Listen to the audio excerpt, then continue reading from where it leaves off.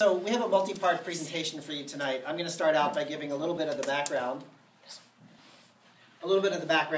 and talk about the site a little bit. Then I'm going to turn it over to Colin Koop from SOM, who's going to talk about the master plan and where we are with that and the site development. We're then going to turn it over to Scott Lee from Morphosis. We'll talk a little bit about the development and the design of the first academic building. Then we'll focus on the zoning issues, and then we'll talk about the EIS. So let's get started. The overall campus vision, as Kathy mentioned, we have a very extraordinary academic vision. The way that translates into physical space is roughly 2.1 million square feet of program to be developed over 25 years. We're going to be doing it in phases, and I'll talk about that as we go. The key elements of the physical plan are really what are laid out here. Academic and research uses, commercial co-location, the idea of having companies locate adjacent to the academic buildings within the site to really integrate from not only an academic perspective but also a physical perspective. One thing that people may not understand yet is that many universities around the country, particularly research universities, are developing research parks around them. And that's because the core of those universities already exist physically, and so you can't locate these at the center. Here we have an opportunity to start a campus at the beginning and locate these uses which are fundamental to our research and to the entrepreneurial spirit right on the campus. A third piece is housing. It's very important that students have the opportunity to have housing on the campus. It's important for the faculty as well. And it's really important to be able to activate the campus, to have people there 24 hours a day. I think people here are probably familiar not only with the academic work frame, but also of the tech work frame, which is really a 24-hour cycle. So it's very important that housing be part of this project. And then finally, executive education facilities. Again, this is a program that we don't see very much in New York because we simply don't have the land structure to support it. But again, many universities, particularly research universities, are creating executive education facilities to bring business people onto campus, to bring entrepreneurs onto campus, to bring folks from the tech sector on, and to really have them be able to interact with the students, with the faculty, and keep everybody current on what's happening in the world. So we're really trying to emphasize this idea of 1 foot in academia and 1 foot in the entrepreneurial world. So those are the different programs that we're going to be talking about. And as Colin lays out the physical development of the site, he'll talk about where each of those different programs goes on the overall layout. It's our vision to have a vibrant campus with top quality architecture, that goes without saying. But the most fundamental thing that we're going to start with is public open space. As part of the zoning, we're required to create 2.5 acres of open space that is public open space, and we're very committed to doing that, to following best practices of design. We've hired field operations, which is the landscape team that did the High Line. So we're very committed to creating high-quality open spaces and truly making them public open spaces.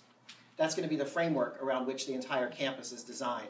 We don't know what the buildings will be like over the course of 25 years, but we can certainly design the landscape and try to figure out how to invite people in and to really make it feel like a public place.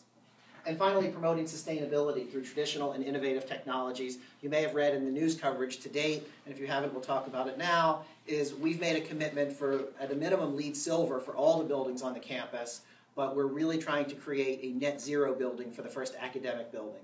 The challenge there, it's never been done before on this scale. There's a really good reason for that. The technology pretty much doesn't exist. So we're trying to pull from different technologies. We'll talk about the solar canopy on top of the building. You all are very familiar with the title, the river project here, using the current of the river. We're going to be looking at geothermal wells, and we may be looking at a few other options as well. So the solution to that problem lies in multiple different ways, but we're committed not only to reducing the energy use on the campus, but to bringing new forms of generating energy to the campus as well. The physical site itself, it's about 12.5 acres. I think as everyone here knows, it's occupied by the Goldwater Hospital facility. In rough terms, 9.9 acres are owned by the city. 2.6 acres also owned by the city, but they're a part of the leasehold that REOC has, leased by REOC. The city is planning to decommission the hospital per a 2010 HHC plan. City approval process, obviously, we need a ULURP for a change in zoning and for disposition, and we're going to talk about that at length as well as the state process for the inclusion of the REOC property as part of the overall project.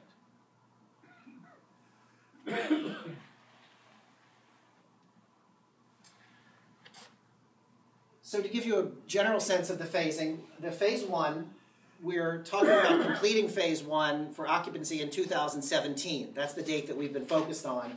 The reason we're talking about 2023 here is because that's when we reach, I think in EIS terms, a stabilized population. In other words, that's when everyone who's going to be on the campus at that size is actually there, because we build up over time to a larger campus. So phase one, completed in 2017, will have up to 790,000 square feet of development, and the full build would be 1.8 million to a maximum of 2.13 million square feet.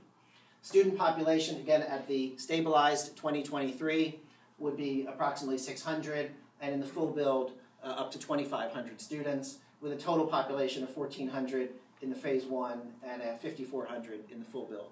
So one of the challenges we have on the site, and Colin at SOM will talk about this, is how to create an exciting, vibrant environment, despite the fact that this is really not that large a population. So let me turn it over to Colin here, who's going to walk you through the site plan. There's no easy way.